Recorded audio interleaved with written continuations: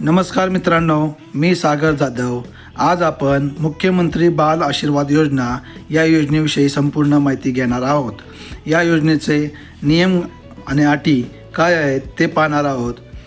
चला तर आपण व्हिडिओ सुरू करूया।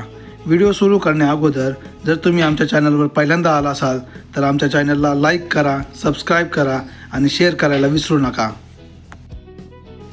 मुख्यमंत्री बाल आशीर्वाद योजना ही योजना 1 मार्च 2020 नंतर ज्यांचे दोन्ही पालक किंवा त्यांच्या पालकांपैकी एकाचा मृत्यू झाला आहे आणि मुलाचे वय 18 वर्षापेक्षा कमी आहे अशा कुटुंबातील 2 मुलांना मुख्यमंत्री बाल सेवा योजनेअंतर्गत प्रत्येकी 4,000 रुपये दरमहा मिळणार आहेत।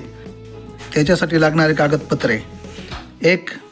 बाळ किंवा आई एकत्र खाते, बँक अकाउंट खाते, शिधापत्रिका म्हणजेच रेशनिंग कार्ड लागेल।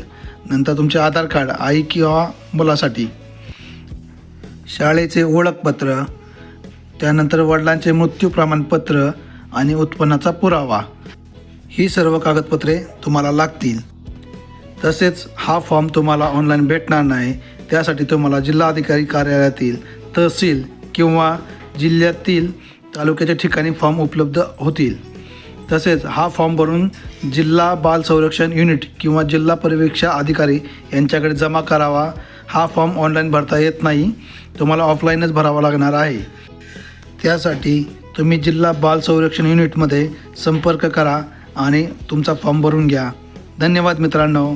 तुम्हाला जर आमचे व्हिडिओ आवडत असतील तर आमच्या चॅनलला लाईक करा, सबस्क्राईब करा आणि शेअर करायला विसरू नका।